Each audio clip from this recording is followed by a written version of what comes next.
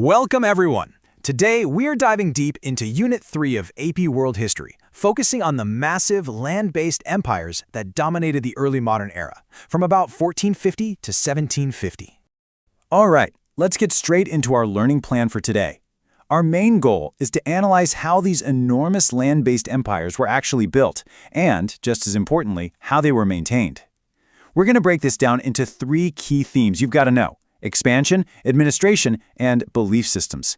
By the time we're done here, you'll be able to confidently compare the different methods these rulers used to grow their empires, centralize their governments, and legitimize their power. So here's our roadmap. First, we'll look at how gunpowder fueled their expansion.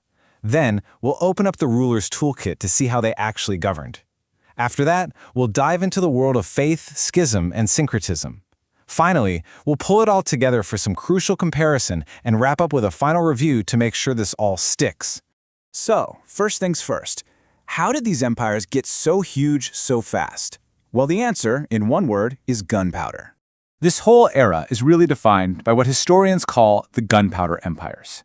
Now, this isn't just about a few new weapons. We're talking about a fundamental shift.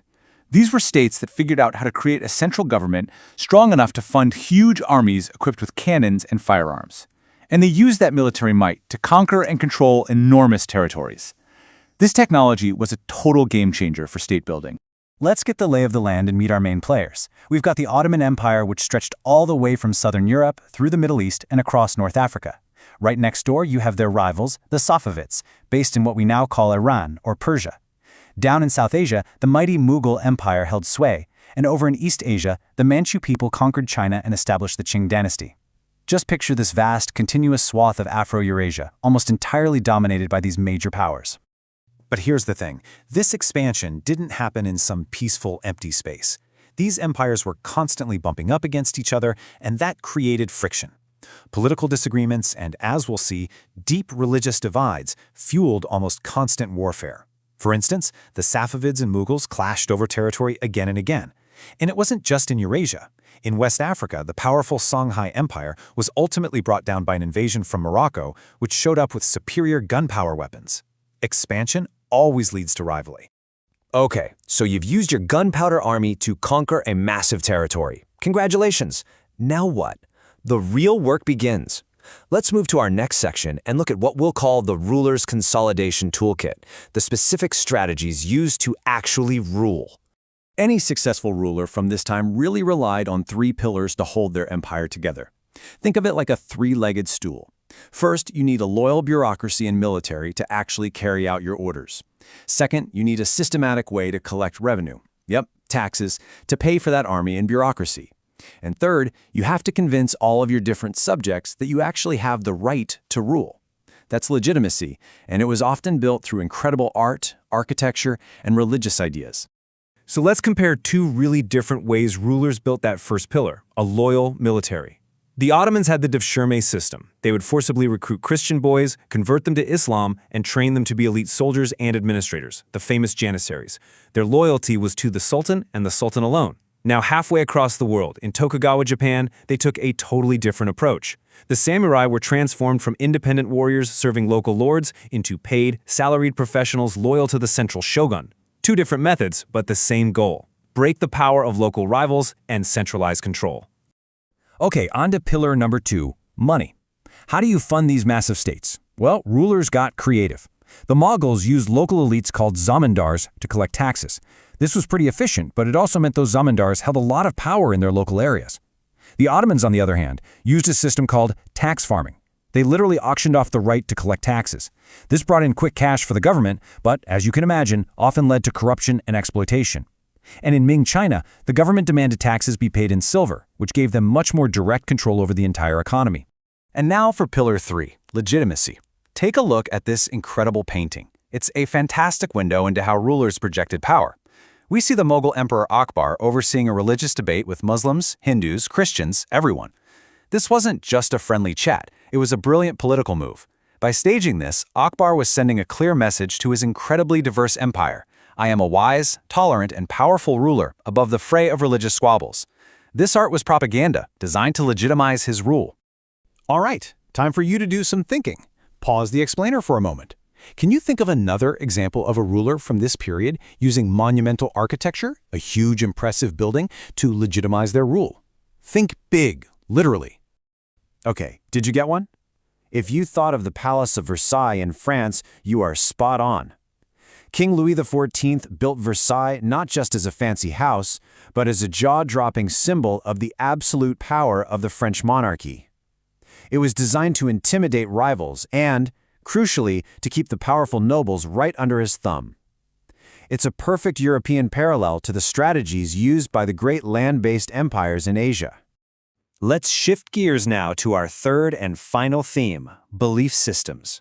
You have to understand that in this era, religion wasn't separate from politics. It could be the glue that held an empire together or the dynamite that blew it apart. And there is no better example of this than the intense rivalry between the Ottoman and Safavid empires. This conflict was defined by religion. The Ottomans were the great champions of Sunni Islam. The Safavids, right next door, established Shia Islam as their official state religion. Now, this was way more than a theological disagreement. It became a core part of their political identities and fueled centuries of brutal conflict between these two superpowers. But it's important to know this era wasn't just about religious conflict. It was also a time of huge religious change and blending. In Europe, the Protestant Reformation completely shattered the thousand-year-old unity of Western Christianity. And in South Asia, amazing new syncretic faiths emerged from the cultural crossroads. Sikhism, for example, grew out of the interactions between Hinduism and Islam. And we already saw Emperor Akbar's debates. Well, he even tried to create his own blended religion, called Din-i-Ilahi, in a bold attempt to unify his diverse subjects. Okay, so we've looked at expansion, administration, and beliefs. Now for the most important part, putting all these pieces together and doing some serious comparison. This is a huge skill for the AP exam. Now, a chart like this is pure gold for studying. It lets you see the key similarities and differences at a single glance.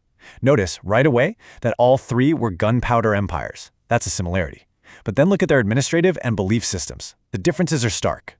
Ottomans with the Devshirme, Mughals with the Zamindars, Ottomans as Sunni leaders, Safavids as Shia champions. This kind of comparative analysis is exactly what you need to be doing. All right, time for another challenge. This is direct practice for your writing skills. I want you to pause right now and write a single, solid thesis sentence comparing the administrative methods of the Mughal and Ottoman empires. Just one sentence. Go ahead. Okay, let's look at a model thesis. Notice the structure. It starts by establishing a similarity. That's the while both part. They both had complex bureaucracies for diverse populations. But then it pivots to a sharp, specific point of difference. The Mughals used existing local elites, while the Ottomans created a brand new elite class from scratch. See that? Similarity plus difference. That's a high-level analytical thesis. We're in the home stretch now. Let's lock in the most important takeaways from Unit 3 and talk for a second about why all of this still matters. So if you walk away with nothing else, make sure you've got these 4 points down cold. 1. Gunpowder fundamentally changed how states expanded. 2. Rulers had a toolkit, bureaucracy, taxes, art, that they used to centralize their power. 3. Religion was a double-edged sword. It could be used to unify people or to fuel massive conflicts. And 4, most importantly, the key skill for this unit is comparison. Seeing the similarities and differences between these empires is how you understand the big picture. And now, a quick moment for some self-assessment. Of those 3 main themes we covered, expansion, administration, and beliefs, which one do you feel a little shaky on? Be honest with yourself. Whatever your answer is, that's where you need to focus your review. Go back, look at the specific examples, and really build up your knowledge in that area. And I'll leave you with one final thought, to connect the past to the present. Think about it. How do modern countries use things like massive government buildings, big military parades, and powerful national ideologies to legitimize their rule today? The technology has changed, for sure, but the fundamental strategies of building and maintaining state power that we've talked about from 500 years ago, well, they're still very much with us. Something to think about. All right, let's jump right in. Today, we are analyzing the era of transoceanic connections, a period that didn't just change the world, it fundamentally rewired it. We're going to break this whole era down into a really clear chain of cause and effect. We'll start with the technology that made it all possible and trace that chain all the way to the new societies it created. By the end of this, you'll be able to explain exactly how these interconnections laid the foundation for the modern, globalized world we live in. So, here is our plan. We'll start with the technological spark, then dig into the causes of exploration. From there, we'll hit the most dramatic consequence, the Columbian Exchange, which, of course, led to maritime empires. And finally, we'll look at how people pushed back against this new power and the new social hierarchies that locked it all in place. You'll see, it's a logical flow from how to why to so what. Okay, first things first. Let's get into that first link in our causal chain. Before anyone could even dream of sailing across a vast ocean, they needed the right tools. This whole section is about the critical tech that had to be in place to make long-distance sea travel even a remote possibility. Now, it is absolutely crucial to understand that European innovation did not happen in a vacuum. Not at all. It was a direct result of something we call cross-cultural diffusion. Essentially, Europeans were borrowing, blending, and improving on technologies that were already out there in Afro-Eurasia. Think about it. You got the magnetic compass from China, the Latin sail, which was perfected in the Indian Ocean, and these incredibly advanced astronomical charts from the Islamic world. Without all this shared knowledge flowing together, the age of exploration simply doesn't happen. So, this new knowledge gets put to work to solve very specific problems. Shipbuilders began engineering these new vessels, each one like a specialized tool for a different job. You had the Portuguese caravel, small, zippy, perfect for exploring tricky coastlines. Then you get the larger carrack, and, my favorite, the super efficient Dutch flute, which were basically just giant floating cargo containers. They were all designed to make transoceanic trade not just possible, but incredibly profitable. Each ship was a tool built for a specific imperial goal. All right, let's build on that. Now that we've established that Europeans could sail across oceans, we have to ask the big historical question. Why did they? I mean, what motivated states to pour massive amounts of money and resources into these incredibly dangerous voyages? The classic framework here, and it's a classic for a reason, is God, gold, and glory. Gold is the economic piece, the burning desire to cut out the middlemen and get direct sea routes to those valuable Asian spices. God, well, that was the religious drive to spread Christianity. And glory was all about raw state power, that intense keeping up with the Joneses rivalry between monarchies like Portugal and Spain to claim more land and build a bigger empire than the other guy. And that gold motivation was supercharged by this powerful economic theory, mercantilism. Now, mercantilism basically saw the world's wealth, measuring gold and silver as a fixed pie. There's only so much to go around. So for your nation to get a bigger slice, you had to make sure someone else's slice got smaller. It created this intense zero-sum game for global power. And colonies, they became the most important pieces on the chessboard, providing cheap raw materials and captive markets. Under mercantilism, having colonies wasn't just a good idea, it was a state-level economic necessity. Okay, time to put your thinking caps on. Pause this explainer right now and write a single-sentence thesis statement. I want you to argue which of the three Gs, God, gold, or glory, was the primary driver of state-sponsored maritime exploration. Go ahead, hit pause. Okay, welcome back. A strong thesis might sound something like this. While religious fervor and national competition were significant factors, the economic imperatives of mercantilism ultimately provided the most powerful and sustained motivation for European states to fund transoceanic voyages. So, the technology is in place, and the motivation is crystal clear. So what happens when these voyages finally connect two hemispheres that have been totally separate for millennia? Well, you get a collision. The result is the Columbian Exchange, an unprecedented biological and cultural transfer that literally changed the world forever. Now, while this was a two-way street, the impacts were profoundly unequal. From the old world, Afro-Eurasia, came transformative animals like a horse and, of course, devastating diseases like smallpox. From the new world, the Americas, came calorie-packed foods like potatoes and maize that led to massive population booms back in Europe and Asia. This exchange permanently reshaped diets, environments, economies, and cultures on a truly global scale. But the single most catastrophic effect of this exchange was demographic. The unintentional transfer of diseases, pathogens like smallpox and measles from Europeans and Africans to indigenous Americans who had zero immunity was, well, it was an apocalypse. It led to a population decline of up to, and in some cases more than, 90%. This is, without a doubt, the greatest demographic disaster in human history. It's a point we have to sit with. So in the wake of this demographic collapse, how did European states capitalize on these new connections? Let's move on and see how they forged these massive, overseas maritime empires, creating entirely new economic and labor systems designed specifically to extract wealth from the Americas. And the development of these empires really follows a clear pattern. Portugal kicks things off early, creating a trading post empire in Africa and Asia. Spain follows with its massive land-based empire in the Americas after 1492. And then, seeing their rivals get rich, other powers like the Dutch, the French, and the British all jump into the game, sparking this intense worldwide competition to build their own maritime empires. To make these empires pay, Europeans implemented new and incredibly brutal systems of coerced labor. It started with the Spanish encomienda system, which was basically a grant of indigenous labor to a Spanish conquistador. As that system broke down, it evolved into the hacienda system, a form of debt peonage on huge agricultural estates. But as indigenous populations plummeted from disease and the demand for labor on sugar plantations exploded, Europeans turned to the transatlantic slave trade, creating a horrific system of chattel slavery, where human beings were treated as actual property. But wait, how do you even pay for these massive, risky, and hugely expensive imperial projects? The answer is a brilliant new financial innovation, the joint stock company. By selling shares to private investors, rulers and merchants could pull together enormous amounts of money to fund voyages and build colonies, all while spreading out the individual risk. It was the perfect financial tool for the age of mercantilism. Okay, let's pause again for a quick self-check. I want you to think for a second, how did systems like chattel slavery and institutions like the joint stock company directly serve those core goals of mercantilism we talked about? Pause the explainer and try to connect those dots. Right, the connection is direct and powerful. Coerced labor systems extracted raw materials like sugar and silver for almost no cost. Joint stock companies then managed the trade of these goods. And where did all the profit go? Straight into the treasury of the European mother country, which is the absolute definition of mercantilism in action. But it would be a huge mistake to think this was a one-way street of European domination. Imperial power was never absolute. The expansion of these new maritime states was met with constant, creative, and fierce challenges. So now we're going to shift the narrative to focus on how local and enslaved populations resisted this new state power.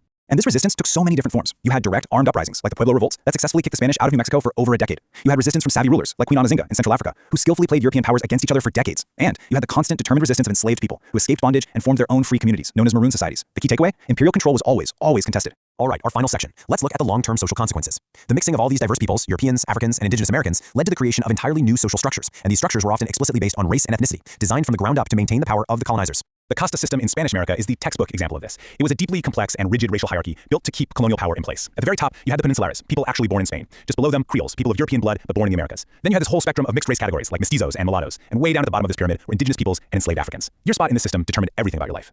This quote from the course description really hits the nail on the head. The whole process of conquest and colonization was engineered to create and support new elites, like the peninsulares and Creoles, who got rich off this new global economic system, usually at the direct expense of everyone else. These social structures weren't an accident. They were a tool of imperial power. So, let's wrap this up. Let's recap the key takeaways. We've traced a clear causal chain, right? Borrowed technology from Afro-Eurasia made exploration possible. That exploration was driven by mercantilist greed. This led to the world-changing Columbian Exchange and the creation of huge maritime empires built on coerced labor.